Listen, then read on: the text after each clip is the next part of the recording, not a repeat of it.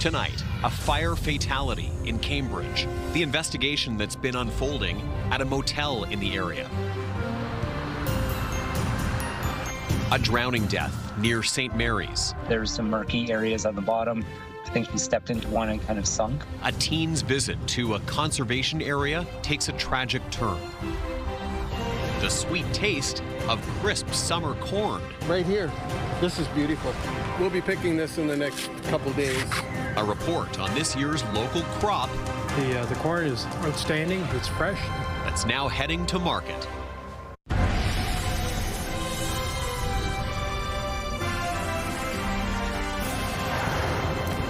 Good evening. We begin with some developing news we've been following from Cambridge, where a man has died after a fire that broke out yesterday at a motel. The Ontario Fire Marshal's office is now involved in the search for answers. Let's go to CTV's Heather Centerin, joining us live from the Super 8 on Hespeler Road in Cambridge. Okay, Heather, that is where all of this unfolded yesterday morning. Take us through what we've been able to learn so far.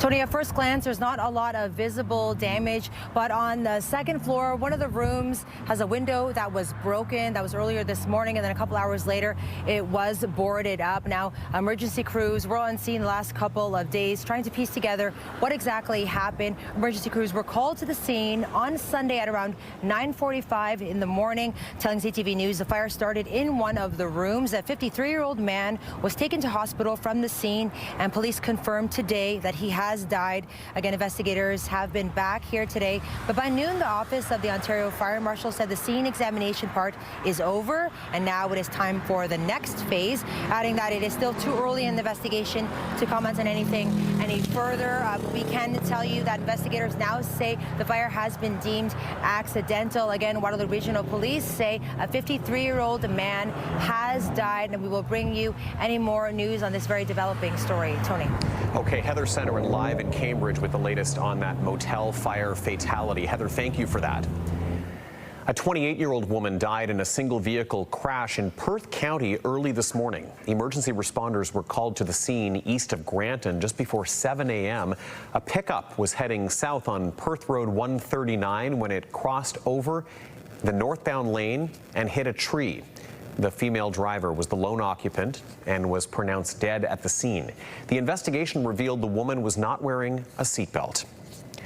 Okay, time now for a first check on the weather. Let's head outside to Alex Pinto on this Monday. A check on our current conditions. Alex, a very, I would say, comfortable weekend. Kind of just that right sweet spot for anyone who likes it warm, doesn't like it too humid. How's it feeling out there right now? Yeah, pretty nice weekend and a pretty nice start to the work week, Tony. It is beautiful out here, especially if you are a sun lover. And every so often we are getting just an ever so slight breeze of maybe a little bit of cooler conditions, but it's quite nice, quite comfortable. The blazer might be just a little bit much out here, but to your point, not feeling very humid out there, which is pretty nice to see. So quite enjoyable as we take a look at our satellite and radar map for this afternoon. So pretty clear conditions expected to stick with us as we get into the remainder of the evening and even into tomorrow, which is going to be really nice to see. So more sunshine expected as we get into your Tuesday before a little bit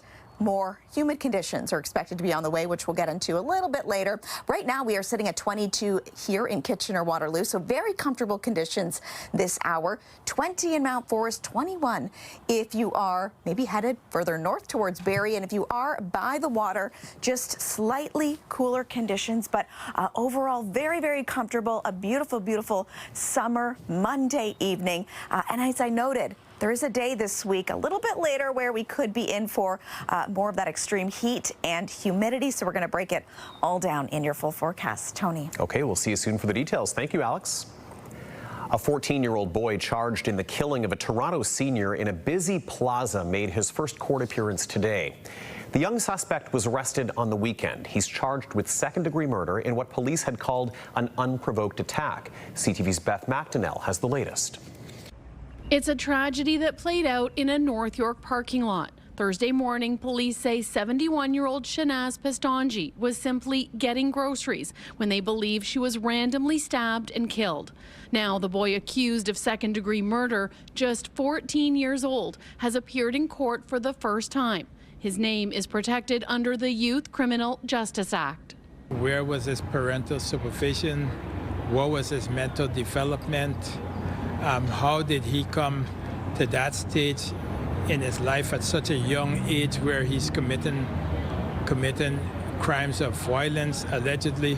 Selwyn Peters is a board member of the Black Legal Action Center and has represented hundreds of young people throughout his career. He says the Supreme Court of Canada and the Youth Criminal Justice Act says there is a presumption of moral diminishment related to cases of people under the age of 18. So if you're under 18, you know, the court does not only look at your age strictly, but it looks at your psychological development. One aspect of the case Peters is also watching is a video purporting to be the boy accused on social media where he's talking about the incident. The person in the video appears to express regret. Police confirmed to CTV News they are aware of the videos circulating online. This is not the first time the boy has been in trouble with the law. Court records show the accused was known to police. In January, he received a 1-year discharge with conditions. While it's still very early in the court proceedings of Pistonji's fatal stabbing, Peters says there are takeaways from the case, starting with community responsibility for youth. We're responsible to mentor and to train them and to provide the resources so that they do not get into a life of criminality. The second thing is that we have to be careful about judgments. At this point, we have to presume that he's innocent. The 14-year-old boy is scheduled back in court on Monday, July 28th. He remains in custody. That was CTV's Beth McDonnell reporting. A tragic turn of events after a father's call to police about the alleged abduction of his daughter. The Montreal man is now facing charges of second-degree murder. The girl was found dead in upstate New York over the weekend after the pair traveled there for a vacation. CTV's Genevieve Beauchemin now on what we've learned about the 9-year-old and her dad. Luciano Fratolin appeared in court in New York State, charged in the murder of his young daughter, but also of concealing her remains. This after a massive search for the 9-year-old that ended yesterday with the discovery of Melina Fratolin's body in a shallow pond. He fabricated the initial report of the abduction. Police laid out what they say is the timeline of the young girl's last days. On July 11th, Melina and her father crossed legally into the United States for a planned vacation. They visited spots in Connecticut and traveled to New York City together. Police say that Melina's parents are estranged, that her mother in Montreal has custody. She had no concerns for her daughter's safety while she was with him. She knew that he was taking her on this trip. On July 19th, father and daughter were seen on surveillance video in Saratoga Springs, New York. An hour later, at about 6:30 p.m., Melina spoke to her mother by phone, telling her she was en route back home. At 10 p.m., New York police say a call comes in to 911. The 9-year-old daughter was possibly abducted in a white van. Authorities triggered an Amber Alert. The next day, law enforcement officers found a body. This an hour's drive from Lake George in a pond in Ticonderoga, New York. Fratolin is an entrepreneur who, according to a company website, holds Italian and Ethiopian citizenship and founded a coffee business. On that site, he describes his daughter as the light of his life and his inspiration. Federico Sanchez first met Fratolin at a Montreal coffee shop years ago. They chatted a few times over the years about life and family. All I can tell you is that it would be a massive surprise to find out that he were guilty of such a thing. The father will be back in court on Friday, and he has for now pleaded not guilty. Genevieve Beauchemin, CTV News, Montreal. And back here in southwestern Ontario, a 13-year-old girl from Hamilton drowned last night while swimming at Wildwood Conservation Area just east of St. Mary's. CTV's Krista Simpson has been looking into this story tonight and joins us with the details. Krista. Tony, emergency crews were called to the area around 7 in the evening on Sunday night. I'm told it was a busy day at the conservation area with lots of people there enjoying picnics and play in and around the water when this tragedy struck. Emergency responders, including Stratford Police and the St. Mary's Fire Department, were called to Wildwood Conservation Area Sunday evening after a 13-year-old girl from Hamilton, there visiting with family, disappeared under the water. There's some murky areas on the bottom. I think she stepped into one and kind of sunk where she was stuck and wasn't able to pull herself up. An attempt at creating a search chain in the water did not work. the conditions challenging. Due to the water conditions being very dark and murky, some sand and some uneven areas at the bottom of the reservoir as well, it was difficult to conduct a search. However, with some sonar equipment provided by the fire department, we were able to locate the young girl about an hour after the search commenced. Her body was recovered. However, she was deceased at that time. The teen was found within the swimming area, which is marked with buoys, but it is an unsupervised beach with signage indicating that. There are actual, like the float safety rings present at each of those signs too, and that. So it is, really a situation where, it's parents and people that are, I guess, responsible for those in their party. Most of the conservation area and the campground were open Monday, though the day use area was not, as the Upper Thames River Conservation Authority does its own review. This would be a matter of, looking at that beach area, that waterfront area, the occurrences, and is there anything perhaps within our control that we're able to, kind of look at or address? And it hasn't yet been decided if the day use area will be open tomorrow on Tuesday. Tony. Okay, Krista Simpson with the latest on that story. Krista, thank you for that.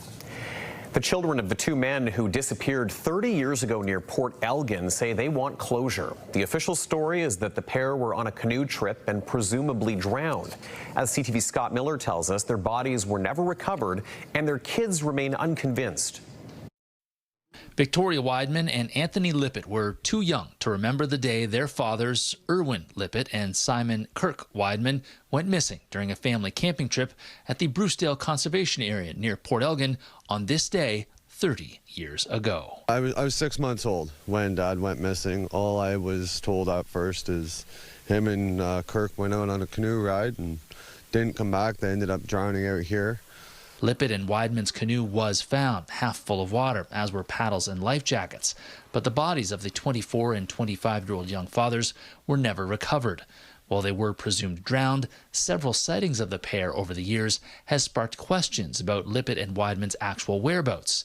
Did they drown, or did they fake a drowning and start new lives? The question has always been, did they actually go out in this canoe? Was it a ruse?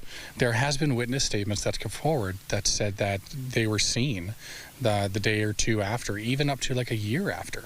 I couldn't imagine doing that and still being alive, which is something that's kind of been on our mind the entire time, right? Like, no body, no proof. The Owen Sound-based missing persons investigators Please Bring Me Home are now on the case.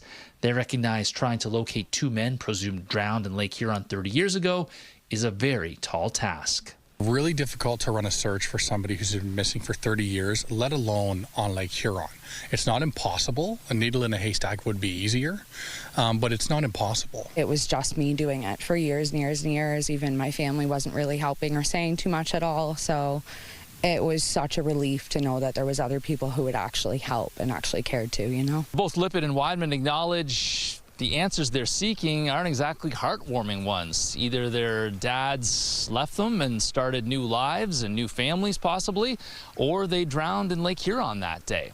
Either way, the duo say they just want some answers. I mean, he has a headstone that has no body underneath it. So I just kind of want an answer, whatever that answer is. Just one's fine. I'm not going to get the answers I probably want to hear, but a closure for myself, for Tori, my kids, and my mom would be really nice. They are somewhere. So, we want to put in any effort that we can to locate these men. In Bruce County, Scott Miller, CTV News. You can stay connected with our news team by signing up for the CTV Kitchener newsletter. We've got local content and we'll send it in an email to your inbox first thing in the morning, including a look at the day's top stories, the latest weather forecast, and some must-see videos. You can sign up on our website, ctvnewskitchener.ca. If you haven't been watching the Jays lately, you've been missing a scorching summer hot streak. Coming up, another big test begins tonight for the team that's been breaking records and turning into a major contender for this fall's playoffs. I'm Alexandra Hollick. A 21-year-old baker brings gut health goods to the side of the road. Coming up, why the rustic oven operates on the honor system and where you can find it. Beautiful conditions for your Monday evening out here. I'll let you know how long this sunny streak is expected to last for in your full forecast coming up. Download the CTV News app and stay on top of local stories as they unfold. We go to a dramatic scene unfolding. Customize your feed and watch live wherever you are. CTVKitchener.ca, your home for news. When you see it happen, send it to CTV News. Text 10400. From your screen to ours. Text 10400.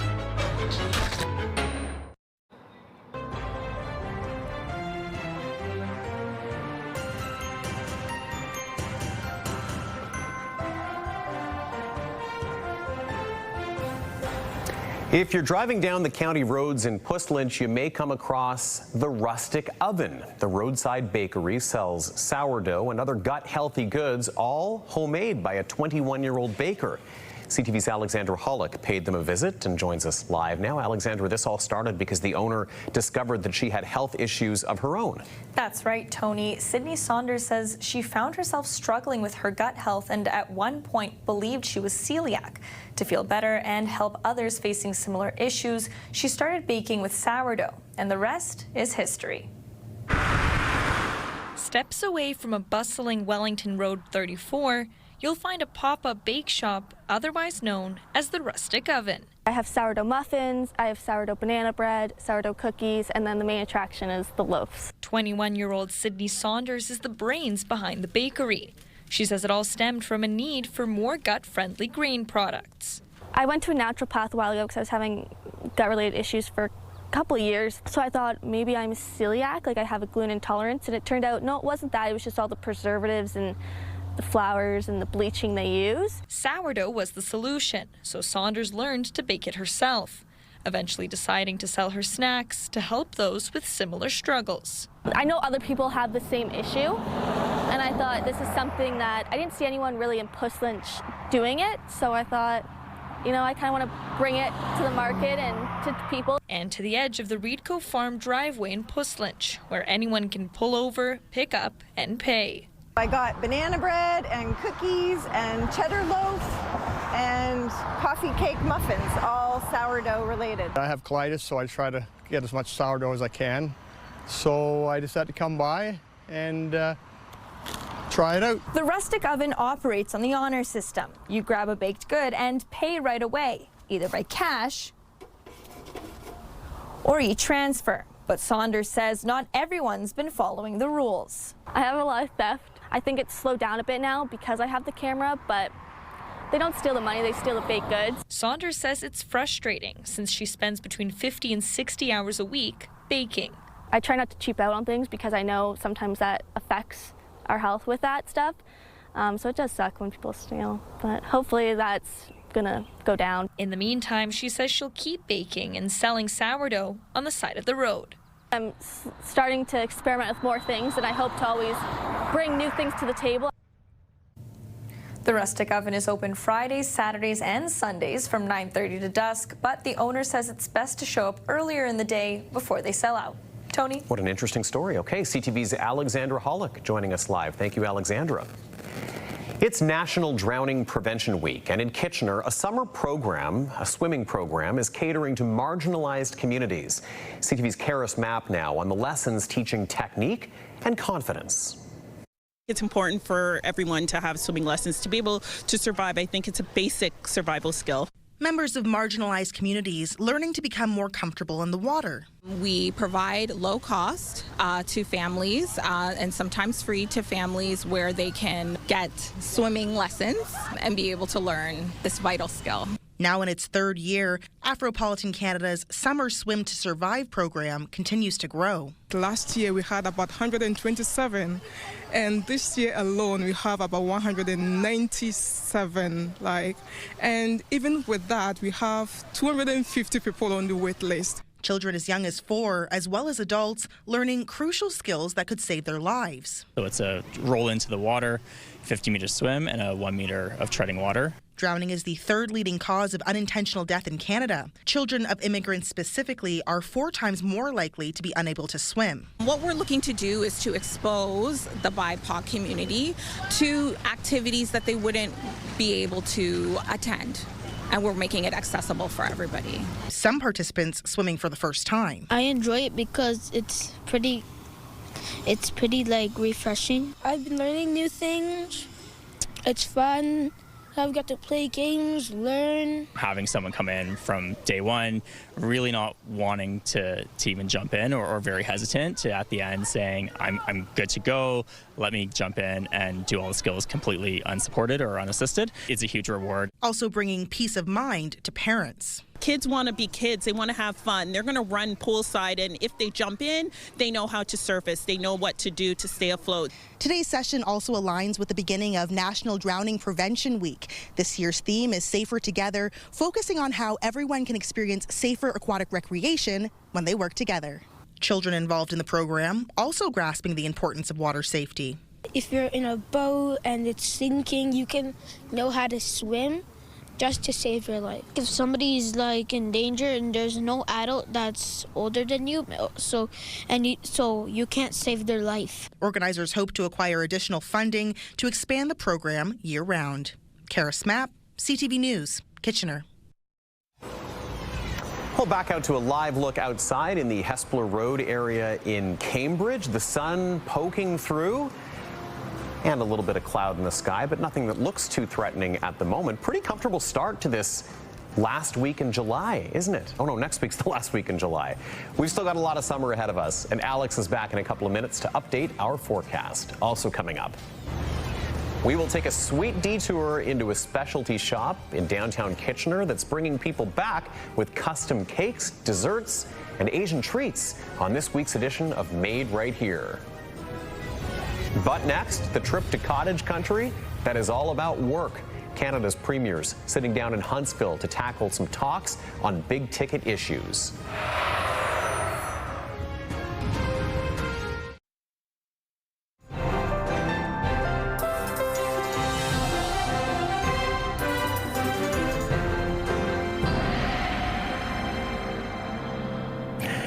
We were just talking about how it doesn't feel as though 3 days have passed since we were last sitting here at this desk together. But those summer weekends, I mean, you blink and you miss them.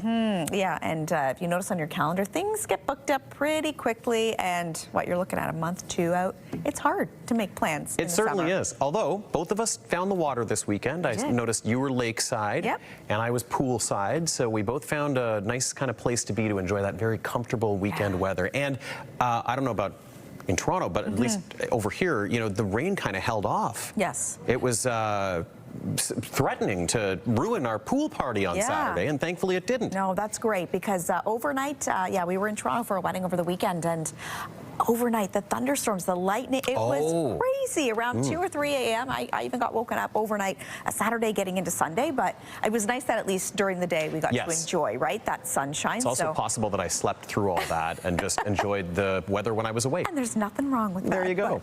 Let's take a live look outside. We are seeing just a few clouds out there from live look from Cambridge, but that sun is shining. We're enjoying some nice blue sky. Overall, a beautiful, beautiful day. And yes, hopefully you had a chance to get outside and enjoy those beautiful conditions that we saw over the weekend. A really nice break. I know we were talking a little bit earlier, Leanne and I, about how that humidity, it's just not in the air. We're not feeling that, so it's making a big difference, which is nice to see. And we're going to be able to enjoy similar conditions over the next few days. So the rest of the evening looking pretty good, mainly clear conditions. We might just see a little bit of cloud cover on and off throughout. Similar as we get into your Tuesday. Lots more sunshine expected. Nice, comfortable and seasonal conditions. It's not until a little bit later in the week we could be in for a little bit more humidity, which we'll get into in just a moment. But even overnight Tuesday into your Wednesday, mainly clear skies. And again, just a little bit of cloud cover potentially moving in. Wednesday evening, if you're going to be in the Wyerton area, potentially some scattered showers there. So 22 degrees here in Kitchener. Waterloo, if you are by the water, slightly cooler. 19 in Goderich, 19 in Wyerton this hour. And it's feeling more like 22, for example, here in Kitchener-Waterloo. Not feeling that humid X, really, which is a nice break to see. Our expected high, 24 degrees. We have not hit that at this point. The highest point we got today is right now 22, so keeping an eye to see if we are even going to hit that 24-degree mark, but we are pretty close to where we should be for this time of year.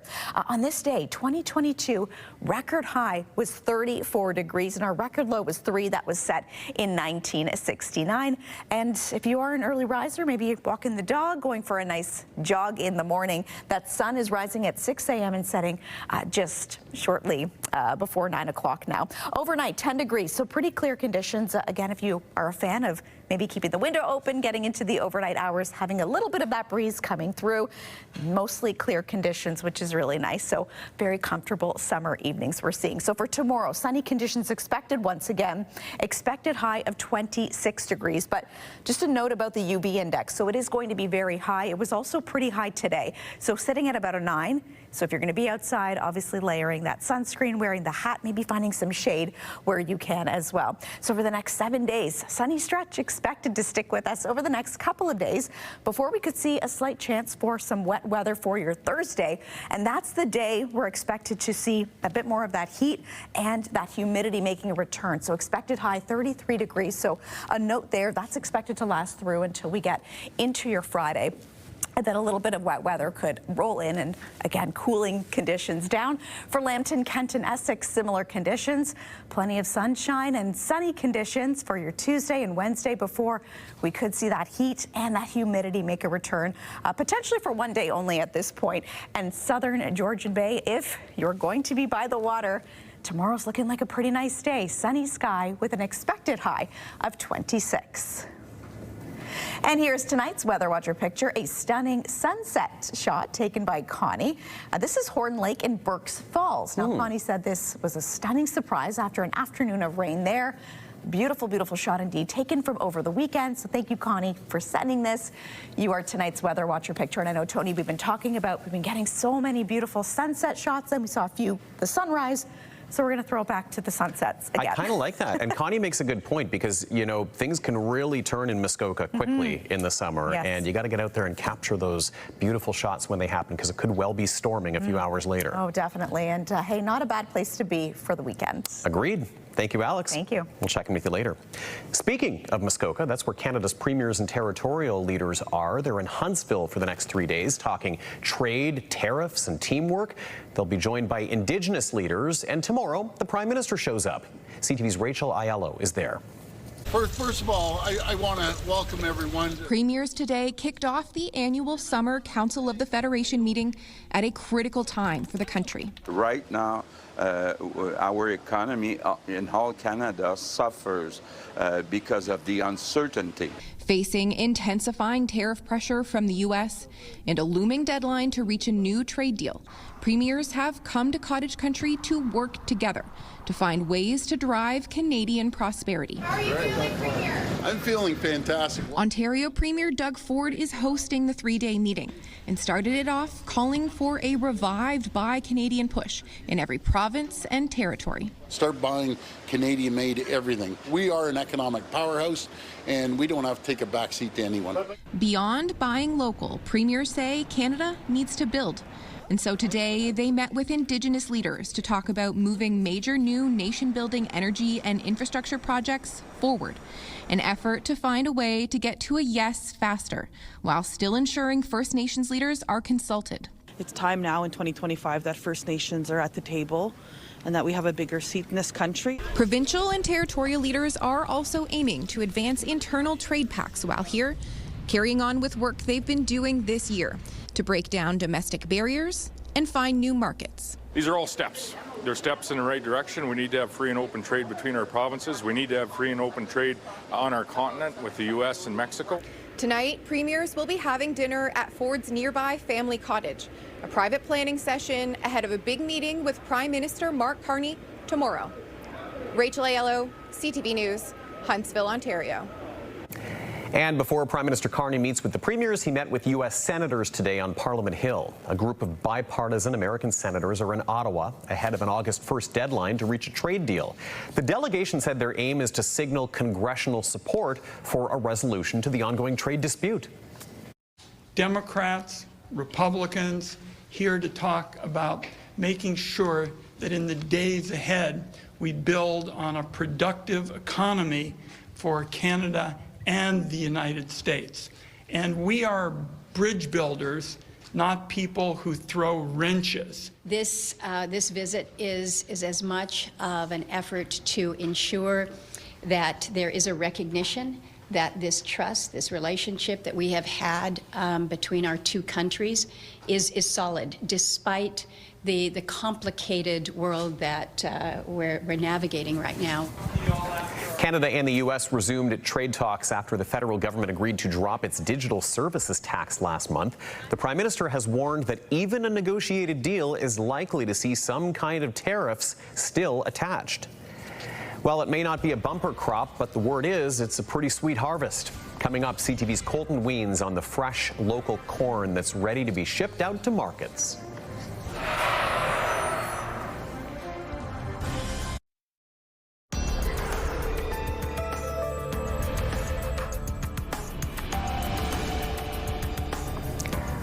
More than 5 million pools sold between Canada and the U.S. have been recalled following reports of 9 deaths. The recall points to the compression straps on the side of these pools, which could make a foothold for small children to access the water unattended. The recall covers a range of Polygroup, Intex Recreation, and Bestway pools that were sold back as far back as 2002. Unionized Canada Post workers began voting today on the Crown Corporation's latest contract offer. The two sides remain at an impasse after more than a year and a half of talks. The vote comes after Federal Jobs Minister Patty Hajdu asked the Canada Industrial Relations Board to step in and put the latest offer to a vote. It includes wage hikes of 13% over 4 years, but it also adds some part-time workers, something the Canadian Union of Postal Workers has expressed concern about. They've urged members to reject the proposal.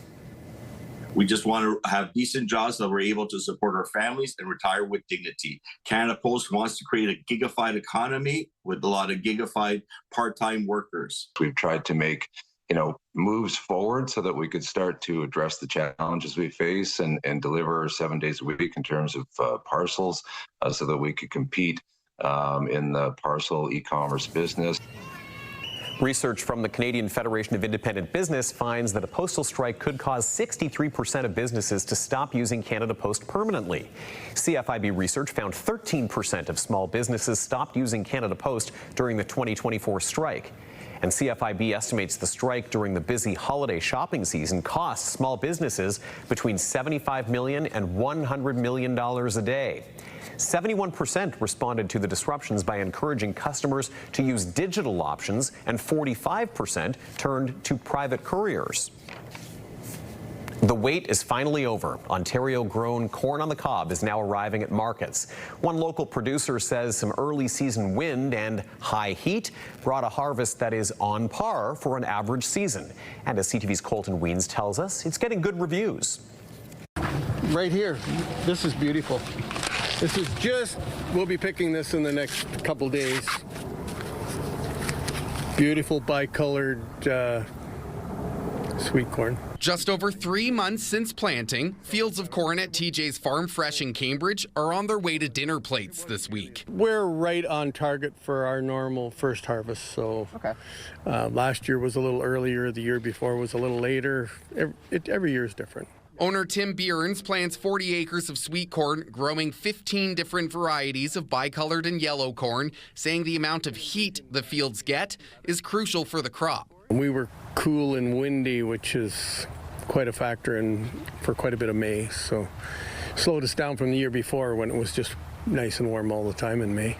Bierns says the wind has made things a little more variable than other years, but expects to sell exactly what he planned for. As for rain, it's been lower than average in some spots, and some corn is a bit shorter because of it. But TJ's hasn't felt the need to irrigate the corn. I got pretty good at growing corn. A lot of the other vegetables are a lot more challenging because they require a lot more manual labor. And now with corn ready to go, harvesting is a daily process to get it to customers. Harvesting isn't on a time frame. We have 30 employees and 10 of them probably harvest corn, rotating depending on what we need, but they'll go to other jobs when not doing corn. Now almost all of the corn that's harvested in the back fields ends up here at the front market, and as his grandchildren say, it sells out pretty quickly. There wasn't as much corn some of the other days. It sell out pretty quickly, but there's a lot right now. And with a steady flow of customers, it's no surprise the corn goes so quick. Came here today to buy some corn and fresh vegetables, and the corn is outstanding. It's fresh. It's just been picked this morning, and it's tender and juicy. Another season of waiting, worth it for this sweet treat. You have to take advantage of it while you can. Colton Weens, CTV News, Cambridge. And recapping our top stories now, CTV's Leanne Evans joining us in studio with more. We're keeping an eye on developments concerning a fatal fire in Cambridge, Leanne. Yeah, Tony, a 53-year-old man has died after the fire that happened at a Super 8 motel Sunday morning. When crews responded to the scene, they determined the fire had started in one of the motel rooms. The man was taken to hospital where he later died. The fire has been deemed accidental. The Ontario Fire Marshal has been called in to investigate. A 13-year-old girl from Hamilton drowned last night while swimming near St. Mary's. Emergency crews were called to Wildwood Conservation Area around 7 p.m. The girl was there spending time with family when tragedy struck.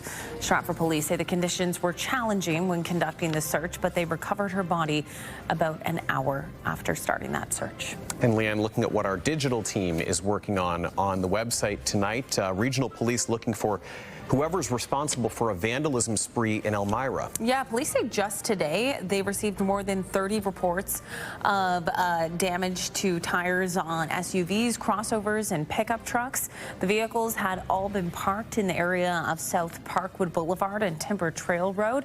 A note also left on the windshield for drivers. You could read more about what was said and the investigation by scanning the QR code in the bottom corner of your screen. Download the CTV News app or go to ctvnewskitchener.ca for that full story. And Tony, many more. Okay, CTV's Leanne Evans recapping our top stories. Thank you, Leanne. Thank you. From fresh Asian treats to dainty desserts and specialty cakes, Kinoko's Oven in downtown Kitchener can satisfy a sweet tooth in many ways. And we stopped by for a taste on this week's edition of Made Right Here.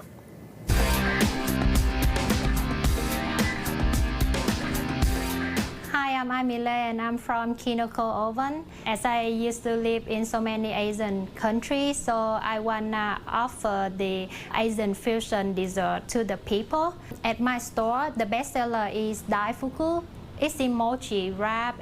It comes with the fresh fruit filling. It's made from the mochiko flour with the water and sugar. I cook it in the medium heat until it becomes sticky. I will take out and let it cool down and start to make the filling. The filling sometimes it depends on the season. For example, like in the summer, I will use the fresh mango. It's really fluffy and soft with the fresh fruit inside and the fresh cream. It's a hard item to find somewhere else, so that's why it's more popular in Kitchener. Besides the daifuku, I also offer some of the dessert like mango sago. It's like drink. It's made with the fresh mango and coconut milk. It's from Singapore. I also have the parfait cup with 3 flavors, mango, strawberry, and chocolate. I also have the purple milk tea cake and salted egg yolk from Vietnam. As you know, the Asian dessert is less sweet, so many customers really love that. I use the natural ingredient, no chemical and preservation. Besides the Asian dessert, I also offer the customer the custom cake. I do so many special design, same as the cartoon character, Sanrio character, or anime character from Japan, and the vintage cake style. When my customer try my dessert, they really happy because it's less sweet and really fluffy and light taste. And it's really fresh because I make every day. Could a return to the World Series be in the cards after 32 years? That's the question some people are asking about the Toronto Blue Jays in the middle of an incredible run that continues with a big test tonight. That's coming up.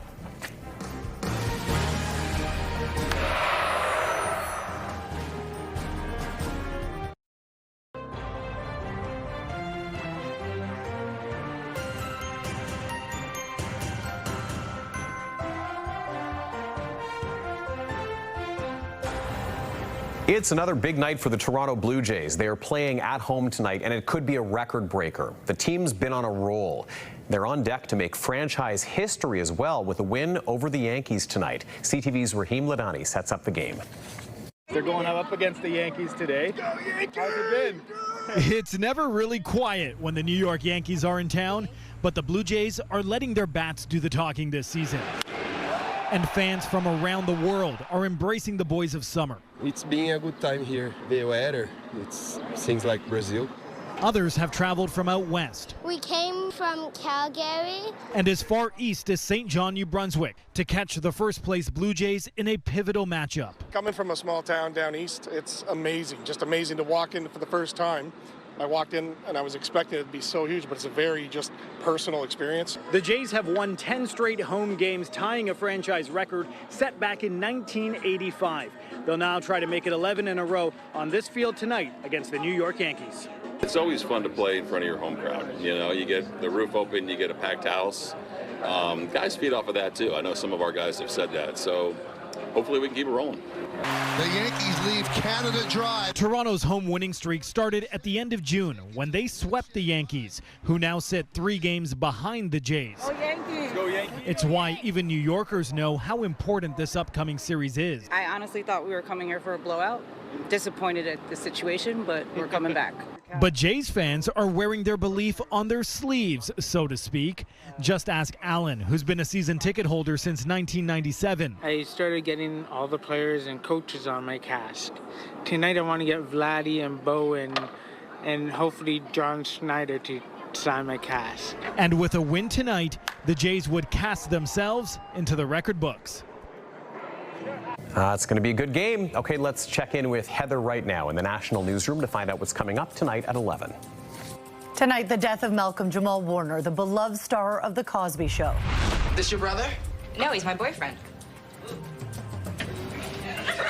The accidental tragedy that unfolded during a family trip. Later on CTV National News. Sitting at a pretty comfortable 22 degrees still this hour. I'll let you know how your morning conditions are looking and wake-up weather coming up. Here's what's on CTV tonight at 7 o'clock. It's E-Talk before The Big Bang Theory. Then at 8, American Ninja Warrior before The Rookie. It's Jeff, KP, and Backstage Ben in the morning. 3 awesome people that want to start your day or finish your overnight shift. You'll laugh, you'll text, you'll call, you'll scratch your head, and maybe even beat Backstage Ben. Weekday mornings from 5:30 to 10. Listen live on the iHeartRadio app or at 105.3 Virgin Radio.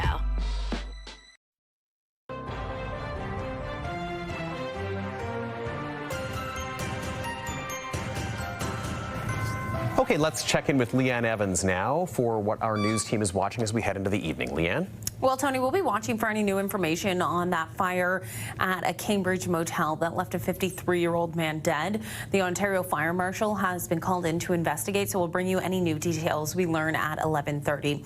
Also tonight, a warning for drivers from Waterloo Regional Police. They're reminding people exactly how much an obstructed license plate could cost you, the price, and just how many fines police have handed out recently at 11:30. Tony. Okay, Leanne, thank you so much. Appreciate that. And Alex, as far as our weather goes, I mean, today was it's hard to imagine a day that could beat today as the start of being kind of like the ideal, perfect summer day. And I wish I could just stay like this through the entire summer. We're not dealing with too much humidity or extreme heat, but just comfortable. It's just nice to kind of soak up the sun outside, and we still have a little bit of a light, cooler breeze too. But the good news, day like today, pretty much going to be like rinse and repeat when we look at tomorrow. Yeah, sunny sky expected to stick with us from first thing in the morning. So 6 a.m., 12 degrees, we're going to be hitting sunny conditions. So very, very comfortable if you're going to maybe go out for an early morning stroll. By 10 a.m., we're going to be just shy of 20. But again, that sunshine expected to stick with us for pretty much the entire day. Again, maybe some cloud cover on and off throughout, like what we've been seeing today. But I don't think you could ask for a better summer day. Nope. And leaving the windows open at night. Yes. I love what you're saying on that because it's just that fresh feeling. It's good. I believe it's good for sleep. Yeah. Maybe that's like an urban legend, but except when there's noise and then the dog barks in the middle of the night. But yes, you know, otherwise it's great. All things considered. Well, finally for us tonight, it's all in a day's work for a mother possum. A mom was transporting 13 of her kids on her back when a couple of them ran into a bit of a snag.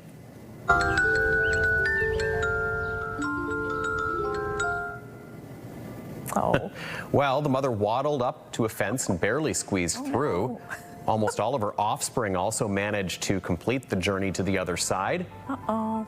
But 2 of the youngsters ended up hooked on the fence. Oh, no. Okay, well, Mom soon noticed that she was feeling a little lighter and looked back to see the pair working to free themselves. So she waited until her 2 wayward passengers were safe, scampering to catch up to their sisters and brothers.